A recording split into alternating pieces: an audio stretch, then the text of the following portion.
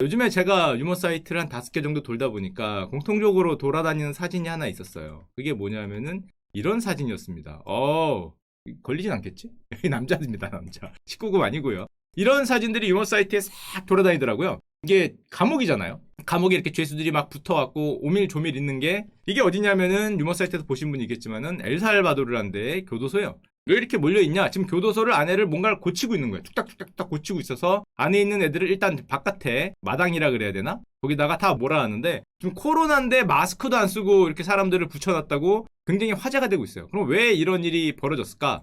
엘살바도르가 어디 있는 나라인지 아십니까? 이게 상당히 익숙치 않은 나라인데 엘살바도르 이게 남미에 있는 나라입니다. 여기 있는 나라예요. 여기가 멕시코고 여기가 콜롬비아고 잘 보면은 여기 있습니다. 여기가 엘살바도르고요. 예전에 저기는 어떤 모습이었냐면 이런 모습이었어요. 야, 나 스페인 죽이네.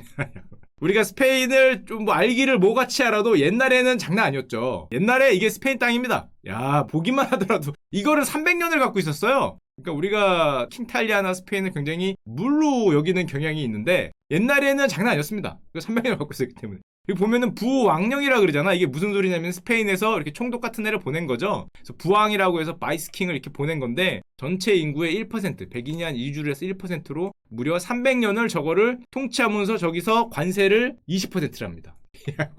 세율 20%를 따박따박 받으면서 있었으니까 뭐 해가 지지 않는 시대가 있는 게 뭐 당연했겠죠.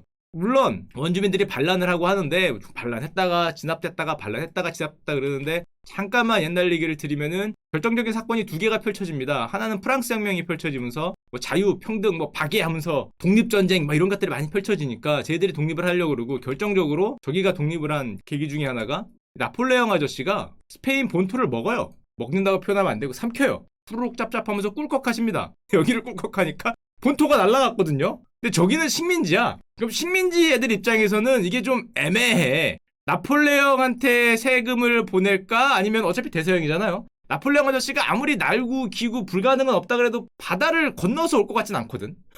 바다를 건너서 나를 치러 올 것 같진 않단 말이야. 게다가 보면은 그 스페인의 이 땅들이 식민지들이 대서양 쪽에 연안에 있는 게 아니라 대부분 서쪽에 있어. 태평양 쪽에. 그래서 나폴레옹 아저씨가 만에 하나 뭐를 보내더라도 이게 좀 뭐 이렇게 와야 되나? 조금 애매해. 그러다 보니까 개깁니다.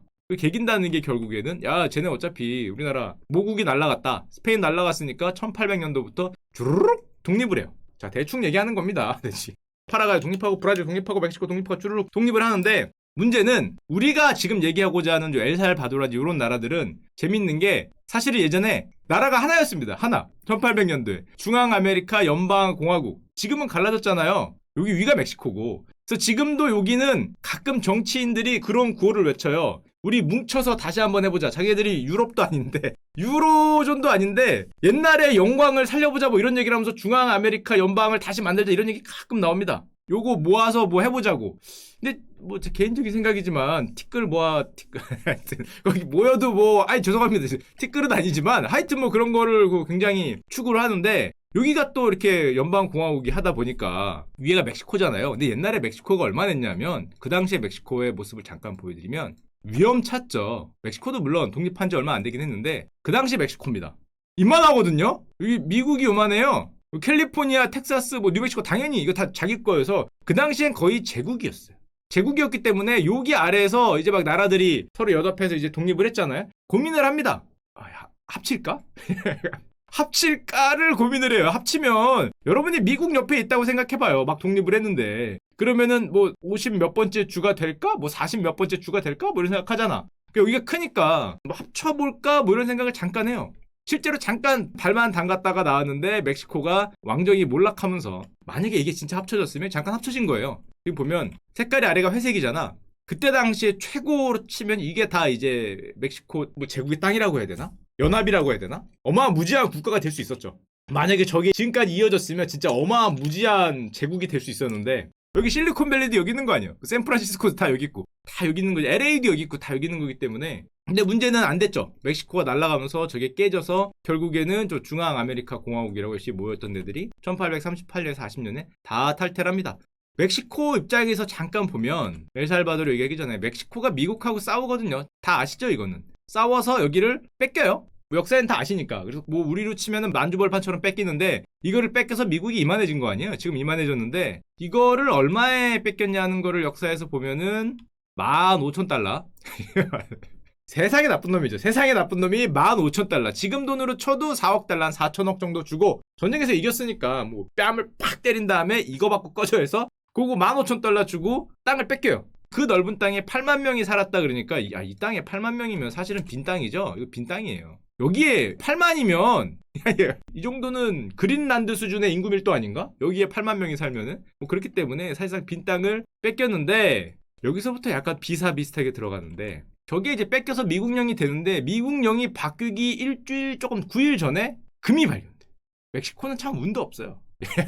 뺏기고 조금 있다가 미국령으로 바뀌거든요. 9일 전에 금이 발견돼. 15,000달러였는데 세상에 이런 일이? 야 이게 뭐야. 거기서 일주일 전에 금이 발견돼서 15,000불에 팔고 나니까 내가 집 파니까 집값이 오른 거죠. 물론 팔고 집합한 게 아니라 총칼로 팔렸지만 하여튼 그래서 그 빈 땅에 금이 발견되니까 사람들이 미국에서 동부에서 서부로 흔히 우리가 얘기하는 서부개척 시대가 쫙 펼쳐집니다. 일확천금을 노린 게다가 아까 봤잖아요. 그 큰 땅에 8만 명이야. 사실상 비었어. 빈 땅에 금이 발견되니까 이게 말로만 듣던 골드러시죠. 금광을 찾아서 서부개척 시대. 제가 Fire Far Away라는 영화를 봤었는데 우리 탐 크루즈 형이 리지 시절에 말 타고 막 달리던 하여튼 그런 서부개척 시대가 열리는데 멕시코는 뭐 눈물이 날 수밖에 없는 상황이고 근데 재밌는 게 생각을 해봅시다. 여기가 금광이 있는 데거든요. 금광이 이쪽에 있어요. 근데 그때 당시에 미국인들은 대부분 여기 있었거든요. 여기서 이 빈 거의 비었잖아. 가운데는 있는 게 곰하고 퓨마하고 인디안 아저씨들하고 뭐 그런 사막하고 정갈하고 이런 거밖에 없어. 여기 비었는 데인데 사실상 여기서 일로 가야 돼. 여기서 일로. 금광이 발견됐대잖아요. 그래서 가야 되는데 이거를 계산을 해보니 대략 4,000km입니다.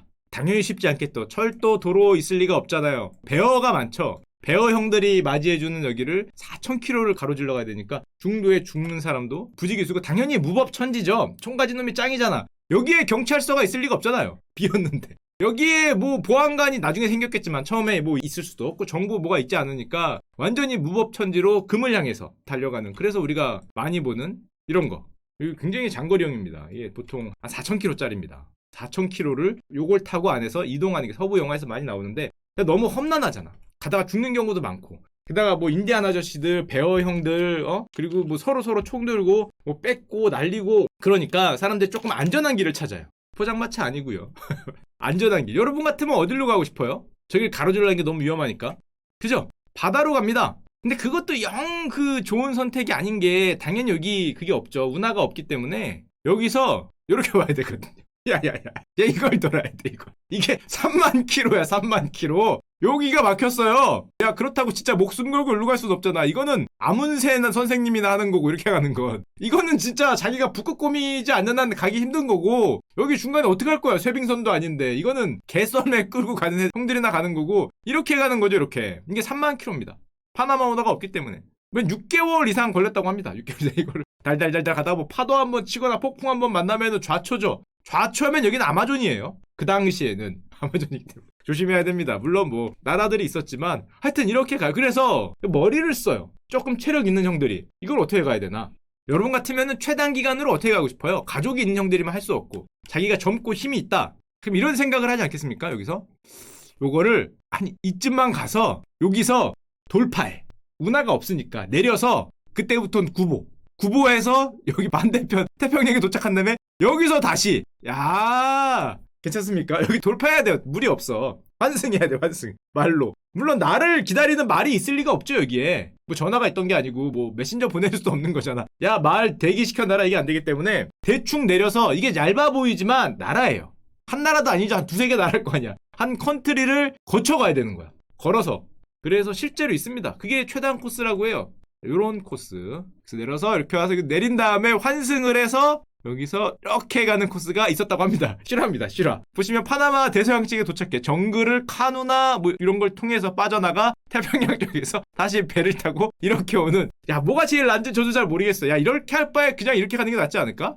여기는 여기 잘못하면 뭐 원주민 아저씨들이나 잘못하면은 뭐 이런 거 날라오는 거 아니요? 가다가 하여튼 뭐 이렇게 건너가면은 됐던 자 그런 때기 때문에 자 그래서 이렇게 도착을 하면은 거기가 예전에 LA나 그 아래에 있는 샌프란시스코였다. 그래서 샌프란시스코 전성시대가 열립니다. 근데 왜 주제가 일로 갔지? 하여튼 뭐 일로 가는데 자 엘살바도르로 조금 돌아오면은 그런 때를 지나서 엘살바도르는 독립을 한 다음에는 좌우 이념에 엄청 싸워요. 좌가 맞네 우가 맞네 우리나라하고 똑같잖아요. 근데 우리나라는 그냥 좌가 맞네 우가 맞네 적당히 싸는데 얘네는 좌가 맞네 우가 맞네를 보통 건으로 얘기하죠. 저 나라의 그 건법은 권법이니까 저쪽은 보통 건으로 얘기하기 때문에 보통 막 3만 명 이상 죽고 이게 난리가 납니다. 거의 싸우면은 쿠데타고 이게 역사상 계속 일어나요. 계속 보면은 뭐 누가 되고 안 되고 뭐 친미파 뭐 공상 뭐 파 뭐 어디 파에서 계속 싸우다가 마지막에 1980년부터 12년인데요. 1992년까지 또 엘살바도르 내전이 또 펼쳐집니다. 당시에 이제 뭐 마르티 민족 해방 정선이라고 FMLN 지금도 있어요. 요쪽하고 정부군하고 엄청 싸우는데 보시면은 이게 하루입니다. 5일 동안 뭐 650명 사망, 1000명 부상. 전쟁이죠. 말 그대로 전쟁을 거의 최근까지 했어요. 그래서 12년 동안 내전이 있었고 전 인구의 20%인 100만 명이 난민이 되면서 불과 한 1990년대 초중반까지 저런 상황이었고 저런 상황이니까 어떻게 돼요? 무법천지죠. 건법이 난무하니까 갱단이 바로를 합니다. 건만이 나를 살려줄 수 있는 거잖아. 건만이. 조직원 수가 이게 2015년 기준인가 그럴 텐데 6만 명이야. 여기 보시죠. MS13 가장 큰 데라 그러는데 그리고 바리오 18 이것도 가장 큰 두 군데겠죠. 조직원 수가 6만입니다. 엘살바도르인가 600만이니까 1%가 조직원이에요. 거의 군대죠. 그래서 이게 2015년에 살인율이 유명하잖아요. 전 세계 살인율 1등 나라인데 가장 셌을 때가 10만 명당 104명의 살인율이 나왔어요. 요즘 떨어져서 60명이라 그럽니다. 이게 얼마나 높은 숫자냐? 여러분들이 이 건법과 갱단, 살인율 그러면은 머릿속에 확 스치고 지나가는 나라 있죠? 갱단의 나라. 아, 저기 가면 위험할 것 같다. 뭐 이런 나라. 어딥니까? 보통 멕시코잖아요. 멕시코는 안 돼요. 왜 안 되냐? 20명. 엘살바도르는 몇이라고? 100명에다가 줄어서 60명. 멕시코는 안전 그 자체야. 저 정도면은 천국이지. 헤븐. 게다가 멕시코는 위험한 데는 위험한데 남쪽은 조금 안전해요. 근데 저기는 엘살바도르는 나라가 요만해. 나라가 요만했어. 저기는 상당히 그래요. 물론 도심이 가장 위험하긴 하겠지만 상당히 그래. 그래서 멕시코는 천국이다. 거기다 대면은 물론 멕시코 이제 도시마다 다르고 국경지대냐 우리가 흔히 가는 관광도시냐 뭐 칸쿤 쪽이냐 이런 것에 따라 다르긴 하지만 자 그래서 멕시코는 인구 10만 명당 20명. 그래서 멕시코는 뭐라고 표현된다? 중남미에서 상대적으로 나은 편이다. 야 이게 뭐야? 아, 이 중요한 단어를 잊으시면 안 됩니다. 중남미에서. 그러니까 여러분이 어느 반에 있냐가 중요한 거예요. 어느 학교를 지원하냐 이런 게 중요할 수 있어요. 내 옆에 있는 애들이 다 자고 있으면 내가 안 해도 뭐 B는 나오는 거죠. 잘하면 A고 뭐 출석을 안 한다던가 저처럼 뭐 그래 주면 A인데 중남미에서는 멕시코가 훌륭한 편입니다. 선녀국이라고 할 수 있죠. 왜냐 아까 어떤 분 얘기하시는데 베네수엘라 얘기하시던데 아 베네수엘라하고 뭐 비슷비슷합니다. 요즘 엘살바도르가 좀 좋아졌거든요. 옛날에는 100이었어요. 야 여긴 장난 아니죠. 그 옆에 있는 나라들이거든요. 베네수엘라, 뭐 온두라스, 자메이카 이런 나라들은 여기잖아요. 기본이 40에서 60이에요. 건법을 모르면 가시면 잘 안 됩니다. 멕시코는 뭐 천국이라고 뭐 안전하죠. 세계 평균은 6이고 우리나라는 0.7. 한국은 0.7이니까 몇 배입니까? 100배네요. 100배. 한국의 100배. 그 정도로 살인이 일어나는 나라다라고 볼 수 있는데 이게 조금 더 신문을 갖고 오면 전 세계 살인의 38%가 중남미에서 일어납니다. 전쟁터보다 많이 죽어요. 전사자보다 많아요. 압도적으로 많기 때문에 인구는 전체 세계에서 8%지만 살인으로 죽은 사람의 비중은 40%를 가져가는 뭐 놀라운 곳이라고 할 수 있어요. 그래서 저기가 엘살바도르도 마찬가지고 멕시코도 마찬가지고 처음에는 여러분들이 만약에 저기의 대통령이거나 저기의 지도자라면 어떤 정책을 폈을 것 같아요? 이것만이 내 세상. 어떤 정책을? 처음에 당연히 우리나라와 같은 이런 거 범죄와의 전쟁 그래서 박살을 내면은 되지 않겠냐? 저 나라들도 멕시코도 그렇고 엘살바도르도 그렇고 역사를 보면은 범죄와의 전쟁을 합니다. 안 하는 게 아니에요. 우리나라의 범죄와의 전쟁은 애들 장난이고 우리나라는 진짜 깡패들 두드러 팬 다음에 뭐 건달들 막 잡아놓고 감옥 갖다 놓고 무슨 뭐 교육대 보내고 막 이랬잖아요. 이런 거는 여기에 가면 그냥 훈방이고 물론 거기도 굉장히 고생을 하죠. 돌아가신 분도 있고 하니까 그걸 비하하는 게 아니라 여기는 범죄와의 전쟁을 하면은 보통 로켓을 발사합니다. 퓨 발사하죠. 아니면 다다다다다다다 쏘자다 뭐 이런 걸 하거든요. 근데 문제는 이런 걸 하다 보니까 깽단이 무장을 해. 깽단이 처음에는 건법으로 만족을 했거든요. 이런 걸로 정부군이 자꾸 탱크를 끌고 오고 막 쏘니까 나중에는 무장을 해요. 나도 로켓을 쏴. 나도. 그래서 뭐가 헬기가 날아다니면 갑자기 여기 저런 뒤에 있는 저런 밀림 같은 데서 뭐가 퓨 발사돼서 헬기를 격추해. 야 이게 갱이여 뭐여 이게 뭐가 날라오는 거죠. 슈 하면서 뭐 이렇게 로켓 같은 게 이렇게 생기고 이렇게 산발이 같은 게 공중에서 뭐 날라오는. 그러니까 범죄와의 정쟁을 한다고 무지막지하게 때려 잡으니까 깽단이 무장을 하더라. 그래서 오히려 살인율이 증가하고 이게 전쟁이 돼버리는 거예요. 장갑차를 타고 다니고 멕시코 깽단 뭐 보면은 사진 보면 장갑차 타잖아요. 근데 이렇게 장갑차 타고 날라오는 건 주로 멕시코입니다. 왜냐면 멕시코 갱들은 돈이 많아요. 이게 돈이 들잖아. 근데 조금 이따 나오겠지만 우리 엘살바도르 형들은 좀 저기에 비하면은 머니가 조금 없으세요. 그래서 이게 보면은 가장 큰 조직이라는데 연간 소득이 우리 돈으로 한 300억 정도 번다고 합니다. 근데 멕시코는 윗동네 엄청난 애들이 있잖아. 거기다 마약 파는 게 대박이어서 마약만 팔아서 수십 조를 벌어요. 그러니까 거기 형들은 뭐 로켓도 타고 비행기도 살걸? 가능하면? 탱크 타고 다니고 그러는데 우리 엘살바도르 형들은 뭐 총과 몸으로 건과 바디로 이렇게 해결하는 경향이 있긴 한데 자 하여튼 그래서 얘네들을 범죄와의 전쟁으로 하려고 그랬더니 살인율이 더 늘어나. 그래서 머리를 써요. 야 안되겠다. 정부가 들어오니까 작정을 바꿔요. 갱단 두목들을 3명을 모두 다 구속해 둔 다음에 아부를 해. 야 너희들끼리 살인을 안 하고 죽이지 않고 그러면 보면 두목의 감방에 평면 TV를 틀어주고 외부 음식을 넣어주고 호화생활 제주도 온 것처럼 해준다는 거죠. 뭐 5성급 호텔에서 뭐 머물게 해준다는 건데 하여튼 뭐 이런 걸 해줄 테니까 서로 어떻게 하지 마라. 그래서 처음에는 살인율이 순식간에 절반으로 떨어져요. 이거 하는 거죠. 야 그거 안 해주고 니들이 좀 잘하면 말이야. 뭐 특식도 넣어주고 오늘은 뭐 5성급 뭐 스테이크 나갑니다. 쫙 써주고 뭐 오늘은 무슨 우니로 만드는 아니면 뭐 거위의 간으로 만든 뭐 이런 거 짜란짜란 짠짠짠짠 하면서 주고 하니까 처음에는 살인율이 절반으로 떨어져요. 이거 좋은데 이러고. 근데 이게 오래 안 가죠. 왜냐? 이렇게 생각했답니다. 갱단들이 정부를 이거 협상 파트너다. 그래서 일단 애들을 이런 건법으로 범죄를 팍팍팍 저질러서 올린 다음에 이거 갖고 협상을 한다는 거죠. 내 뜻대로 해주면은 내려주겠다. 뭐 이딴 짓을 해서 결국에는 이 아부 작전이 우리 아침 햇살 차방했지만은 결국에는 날아가요. 얘들도 머리를 쓰는 거죠. 해보니까 협상이 되더라. 그래서 뭘 자꾸 일으키고 뭐 사건을 자꾸 터뜨리고 밤을 자꾸 날리고 이 분릿들이 왔다 갔다 하니까 결국에는 안 돼서 다시 군대를 투입하게 됐는데 이게 엘살바도르의 일이었어요. 엘살바도르가 나라 뜻이 구세주란 뜻입니다. 스페인어로 나오지만 구세주의 나라에서 2015년 8월에 아까 얘기했지만 한 달에 900명 뭐 어마무지한 이 조직이 얼마나 세냐면은 거기 나온 거 몇 개 신문기사를 오려온 건데 그 조직이 가끔 이런 거 한답니다. 자신들의 우두머리가 최고 보안 감옥으로 이감되자 살살바도르 이게 수도예요. 수도 전체에 이동 금지령을 내렸다.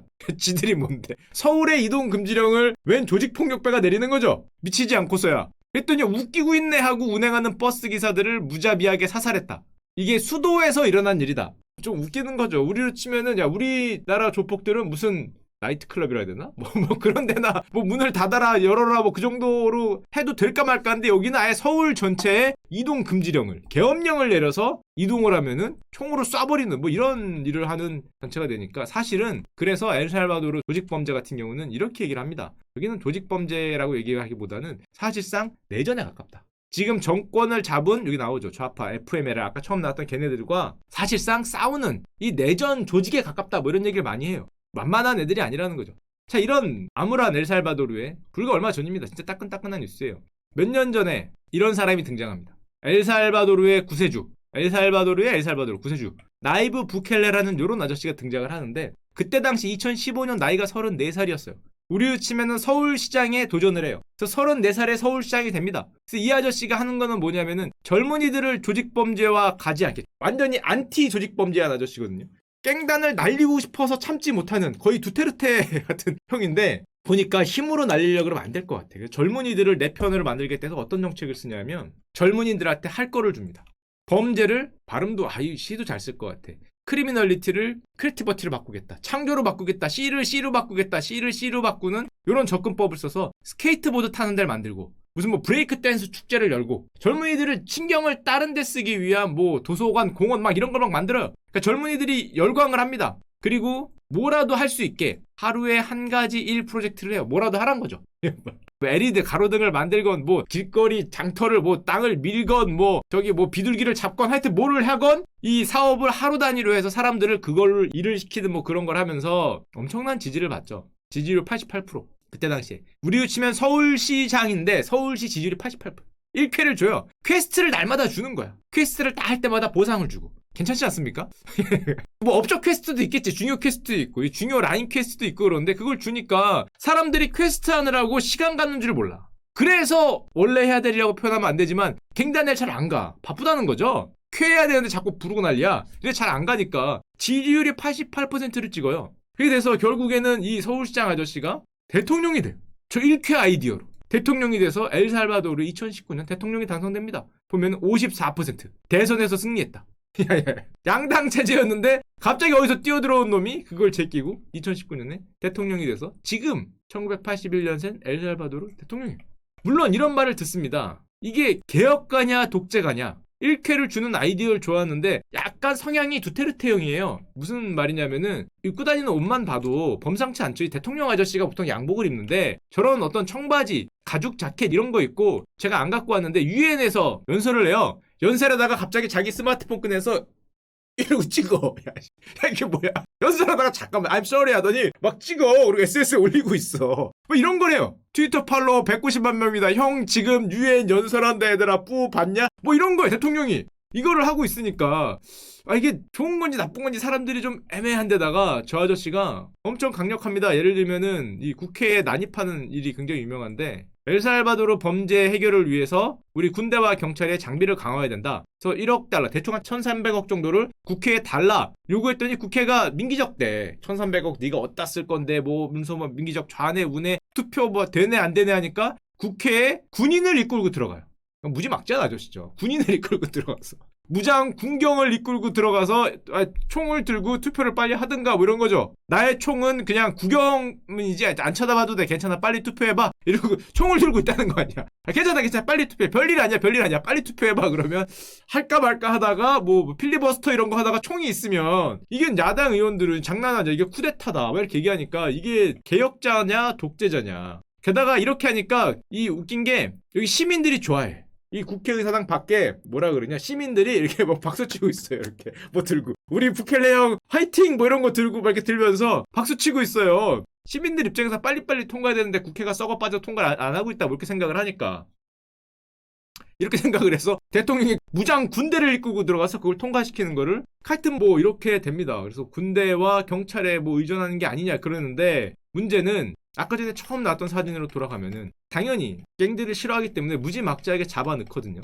이게 이제 이 아저씨 시대에 있던 일이에요. 무지막지하게 잡아넣는데 자꾸 살인사건이 자꾸 터지는 거야. 그래서 경고를 합니다. 너희들이 한 번 더 그러면은 뭔가 강력한 조치를 하겠다. 그 말이 나온 다음에 또 테러가 일어나면서 살인사건이 빵 하고 큰 게 하나 터져. 그러니까 감옥을 뒤집어 엎어서 감옥에 있는 보스들에서 지령이 나온다 이거야. 그래서 얘네들을 이 감옥을 어떻게 만드느냐?